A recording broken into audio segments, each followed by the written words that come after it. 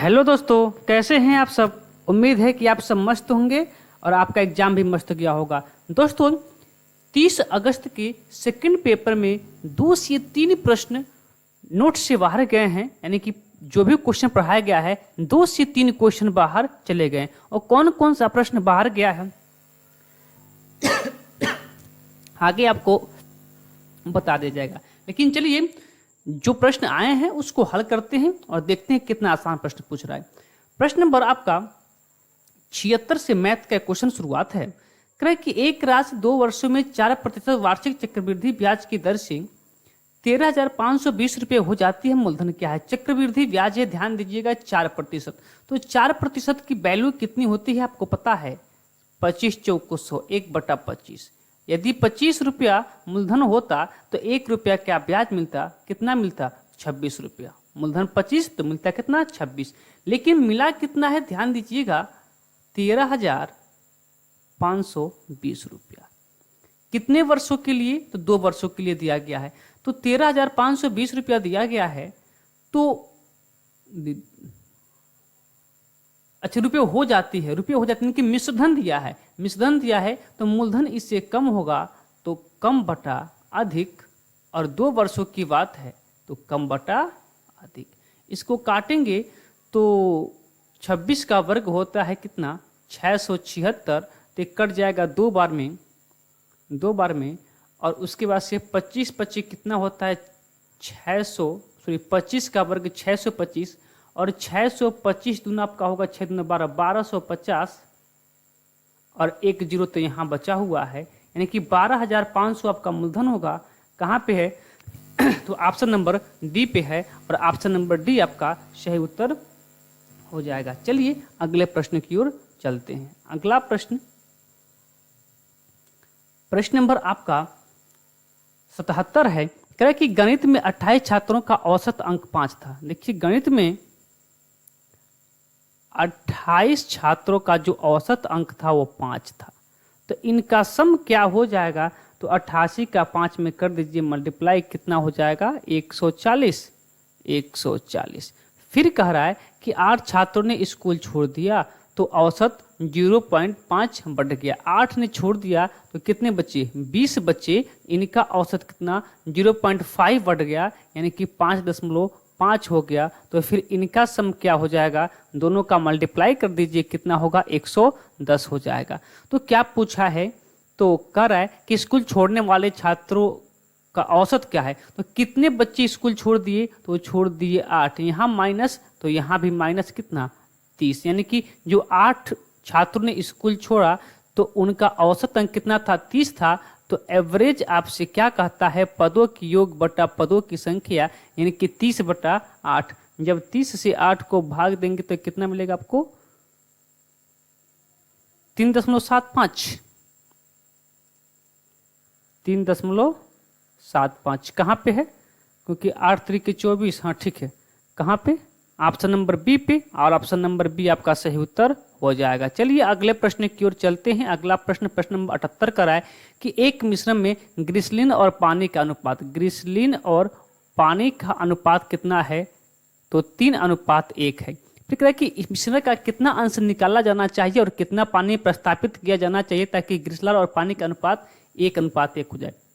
देखिए, जितना निकाला गया उतना ही पानी डाल दिया गया, जितना मिश्रण निकाला गया उतना ही पानी डाल दिया गया। यानी कि पहले मिश्रण 3 और 1 4 लीटर का था, तो अब मिश्रण कितना दिख रहा है यहाँ पे? 2। लेकिन जितना पानी डाला गया है उतना ही तो मिश्रण निकाला गया है, यानी कि जो क्वांटिटी होगी, जो विलयन की मात्रा होगी बराबर होगी। तो यहाँ पे 4 है, यहाँ पे 2 है, इसको भी बराबर कर लीजिए कि 2 हो जाएगा। तो 2 से यहाँ भी मल्टीप्लाई, 2 से यहाँ भी मल्टीप्लाई। तो क्या पूछा है कि मिश्रण का कितना अंश निकला जाना चाहिए, कितना पानी? क्या मिलाया गया है? पानी। क्या मिलाया गया है? पानी। तो ग्लिसरॉल की मात्रा तो पहले 3 थी, अब कितनी हो गई? 2। कितना इसमें से निकाल लिया गया है? तो 1 निकाला गया है। कितना में से? तो 3 में से। यही आपका सही उत्तर है। कहाँ पे है? ऑप्शन नंबर ए पे है। ऑप्शन नंबर ए आपका सही उत्तर हो जाएगा। अगले प्रश्न की ओर चलते हैं। और देखिए अगला प्रश्न नंबर कौन सा होगा? अच्छा, थोड़ा सा इसको मुझे नीचे करना चाहिए।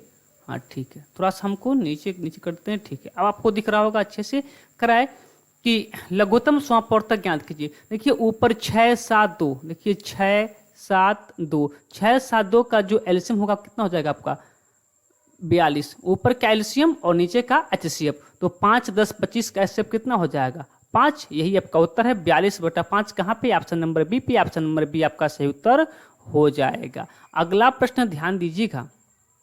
अगला प्रश्न कर रहा है कि दो संख्याओं का एलसीएम कितना है 495 है और उनका एचसीएफ कितना है 5 है, तो संख्या के कितना है 100 है, तो उनका अंतर क्या होगा। ध्यान दीजिए कि एक फार्मूला होता है कि पहली संख्या गुणे दूसरी संख्या बराबर एलसीएम इंटू एचसीएफ होता है कि नहीं होता है। तो एचसीएफ और एलसीएम कितना दिया है, तो आपका एचसीएफ दिया है कितना 5 और एलसीएम आपका दिया है कितना 495। अब देखिए आपको मल्टीप्लाई करके भी कर सकते हैं। मल्टीप्लाई करेंगे तो पहली संख्या दो संख्याओं का गुणनफल यहाँ आ गया, फिर दो संख्याओं का योग यानी कि पहली संख्या प्लस दूसरी संख्या मिलेगा, फिर मान रखेंगे प्रश्न बड़ा हो जाएगा। लेकिन इसको हम तोड़ दें इसको, तो इसको तोड़ सकते हैं कितना में तोड़ सकते हैं 5 गुणे 99, 5 गुणे 99 और 99 के भी तोड़ सकते हैं 11 गुणे कितना 9 में। अब क्या मिला आपको 5 एक संख्या मिला, एक 11 एक 9 और फिर एक यहाँ 5 था। अब देख लीजिए कि किसका किस में गुणा कर करके यदि जोड़ दें तो 100 हो जाएगा। तो आप देखेंगे कि 11 5 55 इसका गुणा करें और फिर 9 5 45 से इसका गुणा करें, तो दोनों का जो योगफल होगा वो क्या हो जाएगा 100 हो जाएगा। और यहाँ देखिए योगफल 100 की बात कर रहा है। ठीक है, तो पहली संख्या 55, दूसरी क्या हो जाएगी 45। तो क्या पूछा है अंतर, घटा दीजिए 55 में से 45 जाएगा कितना हो जाएगा 10। कहाँ पे लिखा है ऑप्शन नंबर बी पे। ऑप्शन नंबर बी आपका सही उत्तर हो जाएगा। अगला प्रश्न कह रहा है कि कोमल एक कार्य को 51 दिन में कर सकती है। विमल कार्य को करने में कोमल से 50% अधिक कार्यकुशल है। ध्यान दीजिए कि एक आपका विमल है और एक क्या है कोमल है। 50% का मतलब होता है 1/2। अधिक कौन है? विमल कार्य को करने में कोमल से, यानी कि विमल अधिक है। यदि कोमल का कार्य क्षमता 2 है तो विमल का कितना है 3 है। एक किसका अनुपात है? क्षमता का। ठीक है, और प्रश्न में कह रहा है कि कोमल एक कार्य को 51 दिन में कर सकती है। कोमल को कार्य करने की क्षमता 1 दिन का 2 है। 1 दिन में कोमल 2 काम करती है तो 51 दिन में कितना काम कर लेगी? तो आप कहेंगे 5 दूना 10 यानी कि 102 काम कर लेगी। टोटल काम कितना है 102। टोटल काम कितना हो गया 102। और इसी 102 काम को किससे करवाना है? विमल से। तो कितना दिन लगेगा? 3 से भाग दीजिए क्योंकि विमल की क्षमता कितनी है 3 है। तो भाग देंगे तो 3 तिरिके 9 और 3 चौको 12 34 दिन। कहाँ पे लिखा है? ऑप्शन नंबर सी पे लिखा है। ऑप्शन नंबर सी आपका सही उत्तर हो जाएगा। अगले प्रश्न की ओर चलते हैं। अगला प्रश्न देखिए क्या कहता है।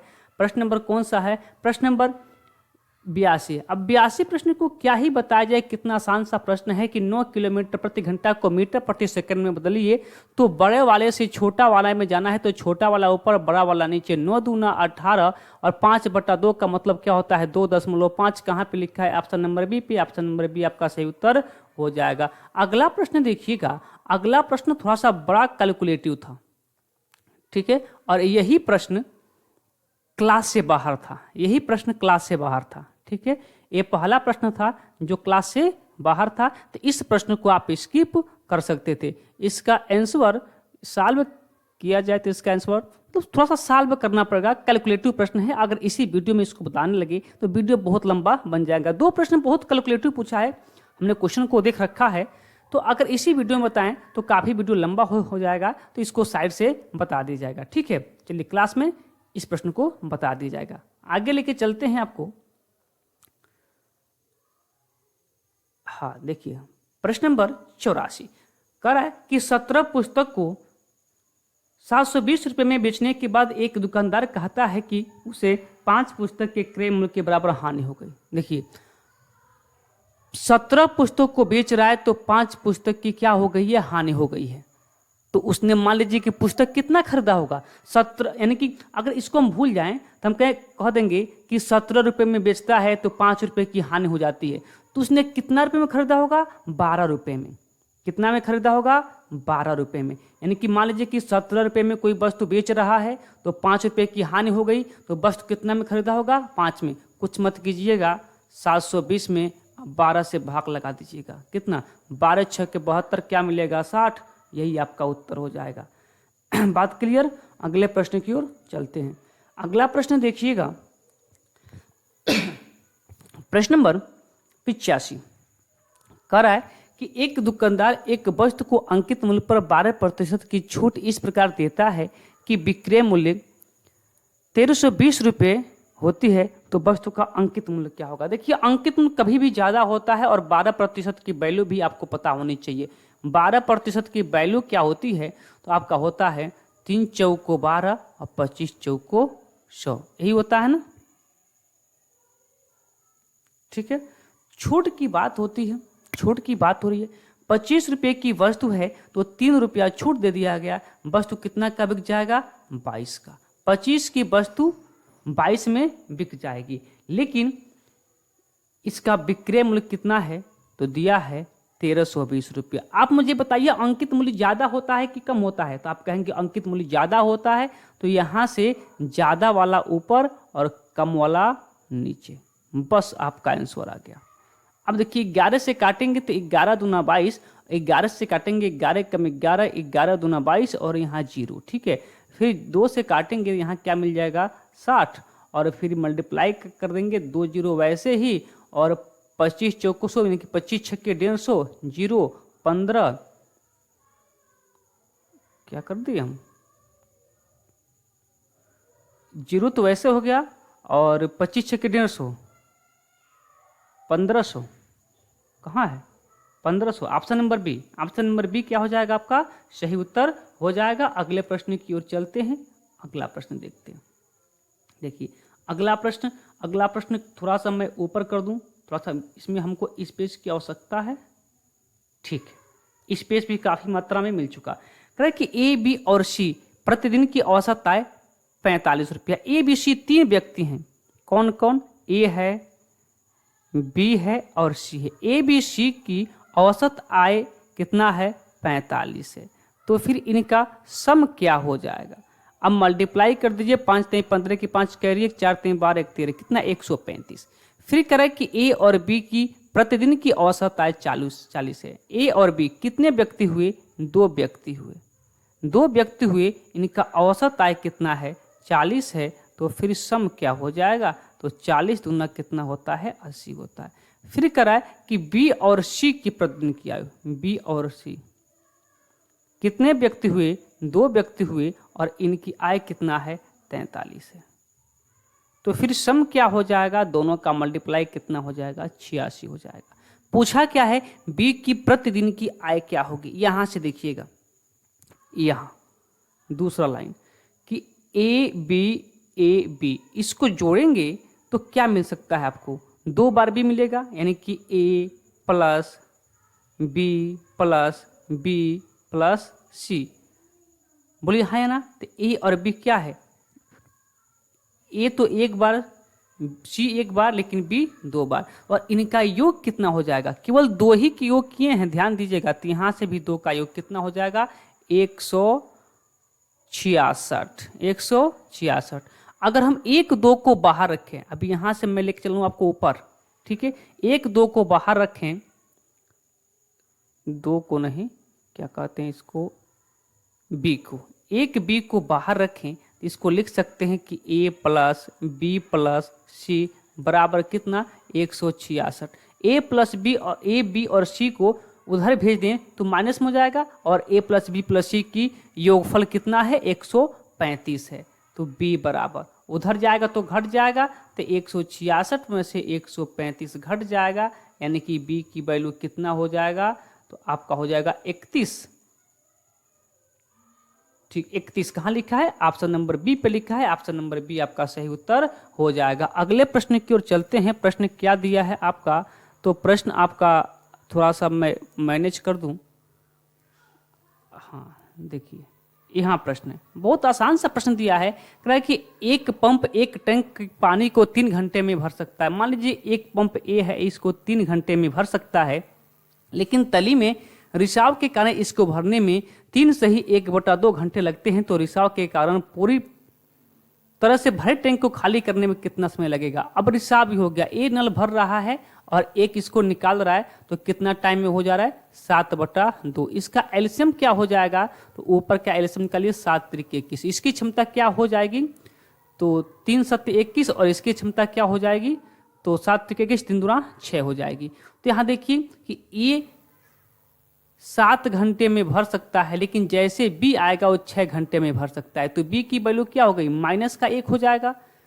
तो क्या पूछा है, कितने घंटे में खाली कर सकते हैं, तो 21 लीटर पानी है, बी 1 घंटा में 1 लीटर पानी को खाली करेगा, तो कितना टाइम लग जाएगा, इसको 21 घंटे लग जाएगा। ऑप्शन नंबर बी आपका सही उत्तर हो जाएगा। अगले प्रश्न की ओर चलते हैं। अगला प्रश्न देखिए, अगला प्रश्न बहुत कैलकुलेटिव है, इसी वीडियो में होगा तो बहुत टाइम लग जाएगा। आगे मतलब ये प्रश्न पढ़ाया गया है, ये प्रश्न पढ़ाया गया है, लेकिन थोड़ा सा टाइम अधिक इसमें लगने वाला है, क्योंकि प्रश्न को बहुत घुमा के बात बोला है। प्रश्न को हम पढ़े हैं, बहुत घुमा के प्रश्न को बोला गया है। और जो अगला प्रश्न है आपका कि चीनी की लागत पर 5% की छूट के बाद एक खरीदार 608 रुपये में 20 किलोग्राम चीनी अधिक खरीद सकता है, तो चीनी का मूल विक्रय मूल्य क्या है।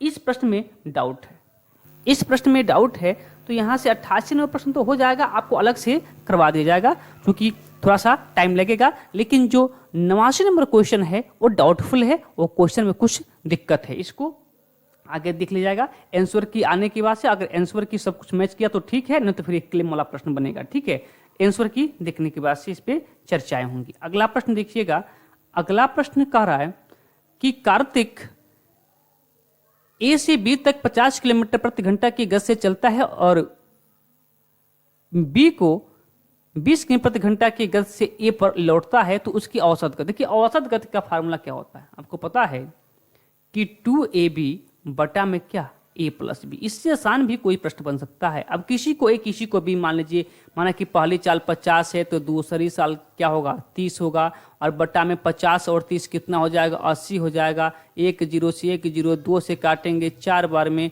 2 से काटेंगे 2 बार में, 2 से काटेंगे 25 बार में, 25 × 75, 75/2, तो फिर कितना, 37.5। यही आपका उत्तर है। 37.5 कहाँ पे लिखा है, ऑप्शन नंबर डी पे लिखा है। ऑप्शन नंबर डी आपका क्या है, सही उत्तर हो जाएगा। अगले प्रश्न की ओर चलते हैं। प्रश्न नंबर 91 कह रहा है कि एक टेप रिकॉर्डर को 1900 रुपये में बेचने से मुझे 5% की हानि होती है। 5% की वैल्यू पता कीजिए। 5% की वैल्यू 5 × 5 = 20, 25 100, 1/20, 20% की हानि होती है। 20 की वस्तु है, 1 की हानि हो गई, यानी कि 20 की वस्तु 19 में हम बेच दिए हैं। तो कह रहा है कि 1900 है इसका मूल्य, 1900 है, तो क्रय मूल्य क्या होगा, ज़्यादा होगा। तो यहाँ से ज़्यादा वाला ऊपर, कम वाला नीचे, 19 से 19 कट जाएगा, मल्टीप्लाई कर दीजिए, 100 बचा, 20 बचा, तो कितना हो जाएगा, 2000। उसका क्या हो जाएगा, सीपी हो जाएगा। कह रहा है कि 2080 रुपये में बेचने पर मुझे कितना प्रतिशत का लाभ होगा। तो हमने क्रय किया 2000 में, बेच देंगे कितना में, 2080 में, मुझे कितने का लाभ हो जाएगा, 80 रुपये का। किससे, तो क्रय मूल्य आपका कितना है, 2000। प्रतिशत के लिए क्या हो जाएगा, 100, 2 0 से 2 0, 1 0 से 1 0, कितना प्रतिशत का लाभ हो गया, 4% का। कहाँ पे लिखा है, ऑप्शन नंबर बी पे लिखा है। ऑप्शन नंबर बी आपका सही उत्तर हो जाएगा। अगले प्रश्न की ओर चलते हैं। कह कि साधारण ब्याज पर वह राशि 25 साल में 3 गुनी हो जाती है। 3 गुनी होने के लिए ब्याज कितना होगा, 2 हो जाएगा। तो देखिए मैं बता ही देता हूँ। देखिए 1 रुपये यदि मेरा मूलधन होता तो 3 गुना होने के लिए ब्याज कितना मिलता, 2 मिलता। तो 2 का ब्याज, तो ब्याज बराबर मूलधन 1 का ब्याज बराबर मूलधन गुणे दर गुणे समय कितना दिया है, 25/100। सबसे आसान तरीका, 25 चौक को 100 और 4 दूना 8, कितना प्रतिशत, 8%। ऑप्शन नंबर सी आपका सही उत्तर है। अगले प्रश्न की ओर चलते हैं। अगला प्रश्न क्या कहता है, थोड़ा सा मैं इसको ऊपर कर दूं ताकि मुझे स्पेस मिल जाए। अब ध्यान दीजिएगा, प्रश्न बहुत ही सुंदर है। कह रहा है कि चुनाव में 2 उम्मीदवार 10% मतदाताओं ने मतदान नहीं किए और 60 मत अवैध पाए गए विजेता उम्मीदवार को कुल मत। देखिए यहाँ आपको देखना है कि कुल मत है कि वैध मत है। तो देखिए 10% मतदाताओं ने मतदान नहीं किए। यदि कुल मतदाताओं की सूची क्या है 100% है, तो इसमें से 10 लोग मतदान नहीं किए अर्थात 90 लोग क्या किए हैं, मतदान किए हैं। अब इनमें से 60 मत अवैध हो गए हैं, आगे इसकी चर्चा होगी। अभी इस लाइन को कुछ समय तक रोक देते हैं। तो कह रहा है कि विजेता उम्मीदवार को 47% प्राप्त होता है कुल मत का। कुल मत कितना 100 है, तो इसको 47% प्राप्त होता है। तो जो हार गया है उसका कितना होगा, तो 90 होना चाहिए ना हमको, कितना, हाँ ठीक है।